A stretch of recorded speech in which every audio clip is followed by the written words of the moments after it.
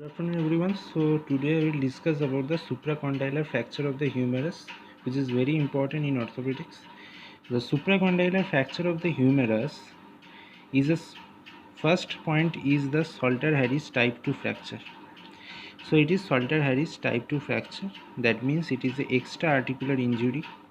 In Salter-Harris type 2 fracture there is an extra articular injury, and it is a metaphyseal bone fragment which is get dislodged. So there is a displacement of the metaphyseal bone fragment. It is a Salter-Harris type 2 fracture. So this is known as Thirst-Holland sign. Thirst-Holland sign. Thirst-Holland sign.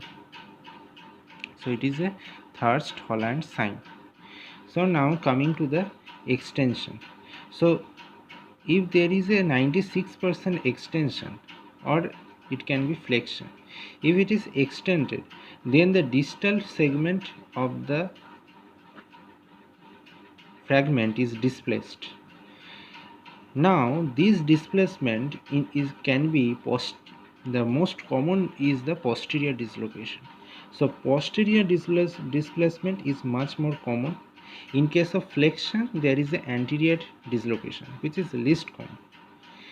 Now posteromedial, under this posterior, again posteromedial dislocation is much more common than the posterolateral dislocation. Now coming to the complications. So what are the complications of the supracondylar fracture of the humerus? First complication is the malunion. So if there is a malunion of the fracture segment, so there is a cubitus varus, that is a gunstock deformity. Second is the neurological problems, because supracondylar fracture there is a axillary nerve which pass out. So there is a paralysis of the deltoid muscle. There can be paralysis of the teres minor muscle. So neurological problem. Thirdly, there is a vascular injury. So the circumflex artery, the posterior circumflex axillary artery or the humeral artery can be injured. Now the compartment syndrome can also be there.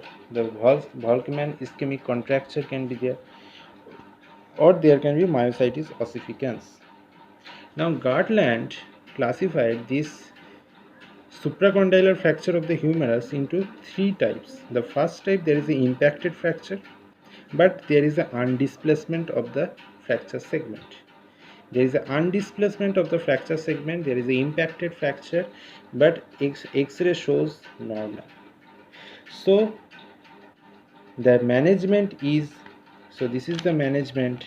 So management is above elbow, we should place a pop slab or a cast for 3 weeks. For 3 weeks we have to place pop slab or cast. This is a type 1 Gartland classification of the supracondylar fracture of the humerus. Second type is the angulation. If there is an angulation and there is no displacement but a unicortical fracture is present, so there is a close reduction with this pop slab and cast. So we have to do the close reduction with the pop slab and cast. And third type is if there is a complete fracture with the displacement and there is a bicortical fracture, so you have to do the close reduction with K-wire fixation. So this is the management, close reduction with K-wire fixation. So this is all about the supracondylar fracture of the humerus. This is most commonly seen in the children with falling of outstretched hand.